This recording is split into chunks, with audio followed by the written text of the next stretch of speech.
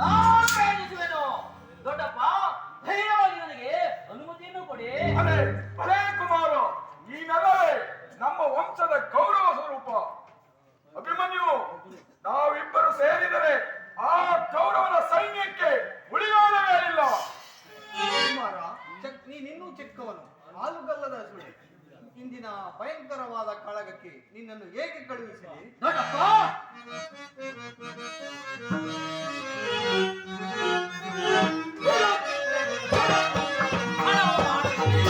ಕೊಡುವೆ ಅಭಯ.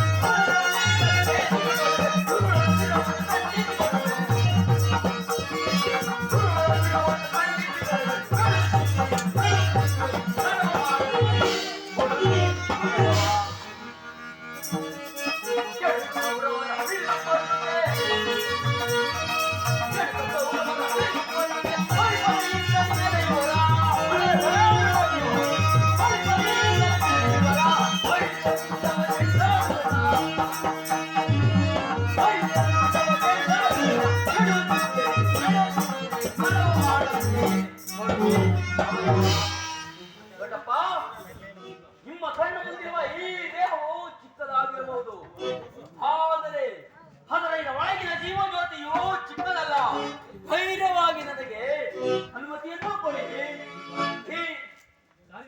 ಈ ಕಾರ್ಯದಿಂದ ನಮ್ಮ ಸಾಧನಾದ ದೇವೇಂದ್ರನು ತಲೆದೂಗಲಿ. ಅರ್ಜುನನ ಮಗನು ಅರ್ಜುನನಷ್ಟೇ ಪ್ರತಾಪಶಾಲಿ ಎಂಬುದು ಈ ಜಗತ್ತಿಗೆ ತಿಳಿಯಲಿ. ದೊಡ್ಡಪ್ಪ, ಧೈರ್ಯವಾಗಿ ನನಗೆ ಅನುಮತಿಯನ್ನು ಕೊಡಿ. ಕುಮಾರ, ನೀನು ಚಕ್ರವ್ಯೂಹವನ್ನು ಭೇದಿಸುವ ರೀತಿಯನ್ನು ಎಲ್ಲಿ ಕಲಿತೆ? ದೊಡ್ಡಪ್ಪ, ನಾನು ಚಕ್ರವ್ಯೂಹವನ್ನು ಭೇದಿಸುವ ರೀತಿಯನ್ನು ನಮ್ಮ ತಾಯಿಯ ಗರ್ಭದಿಂದಾಗಲೇ ತಿಳಿದಿರುವೆನು. ಹೇಗೆಂದರೆ ಶ್ರೀಕೃಷ್ಣ ಪರಮಾತ್ಮನು ನನ್ನ ಜನಯ ಮನದ ವ್ಯಾಕುಲವನ್ನು ಪರಿಹರಿಸಲು ಚಕ್ರವ್ಯೂಹದನ್ನು ಕಥೆಯನ್ನು ಹೇಳುತ್ತಿದ್ದಾಗ ನಾನು ತಾಯಿಯ ಗರ್ಭದಲ್ಲಿದ್ದಾಗಲೇ ಆಗಲೇ ತಿಳಿದಿರುವೆನು. ಆದರೆ ಯುದ್ಧ ಮಾಡಿ ಪ್ರಾಣರಂಗವನ್ನು ಪ್ರವೇಶಿಸಿ ವ್ಯೂಹವನ್ನು ಭೇದಿಸುವ ತನಕ ಮಾತ್ರ ತಿಳಿದಿರುವೆನು. ಆದರೆ ಹಿಂದಿರುವುದನ್ನು ಕಾಣೆನು. ವ್ಯೂಹವನ್ನು ಭೇದಿಸಿ ಪ್ರವೇಶ ಮಾಡಿದವನಿಗೆ ಹಿಂದಿರುವುದೊಂದು ಅಸಾಧ್ಯವಾದ ಮಾತು. ದೊಡ್ಡಪ್ಪ, ಧೈರ್ಯವಾಗಿ ನನಗೆ ಅನುಮತಿಯನ್ನೂ ಕೊಡಿ. ಕುಮಾರ,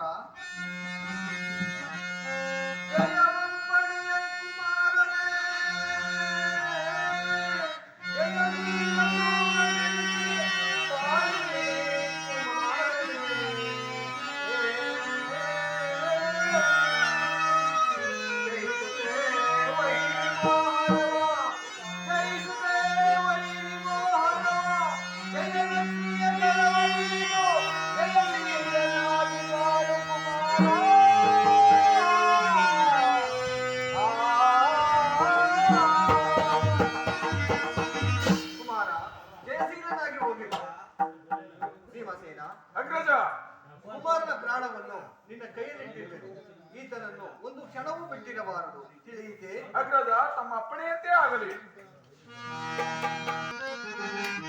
ಧ್ವಂಸ ಮಾಡಿದ್ರೆ ವಂಶದ್ರೋಹಿಗಳಲ್ಲ.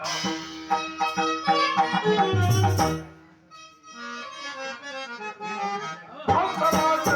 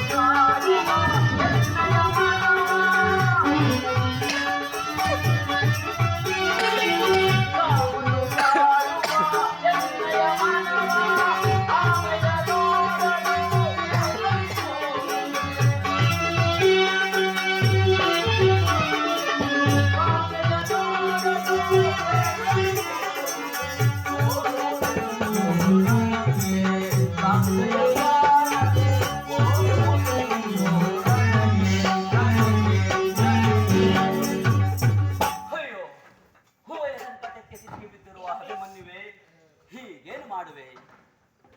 ಒಂದು ಕಡೆ ಮನ್ಮಥನು ಬಾಧಿಸುತ್ತಿರುವನು, ಮತ್ತೊಂದು ಕಡೆ ಭೈರಲಕ್ಷ್ಮಿಯು ಹೊರಡು ರಣರಂಗವನ್ನು ಪ್ರವೇಶಿಸು ಎಂದು ಹೇಳುತ್ತಿರುವಳು. ಈಗ ನಾನು ಇವೆರಡರಲ್ಲಿ ಯಾವುದನ್ನು ಆಚರಿಸಲಿ? ಸುಖವನ್ನೇ ಅಥವಾ ರಣವನ್ನೇ? ಇರಲಿ ಮೊದಲು ಕಾಮ ಸಂಭ್ರಮಕ್ಕೆ ಹೋಗಿ ಆ ನಂತರ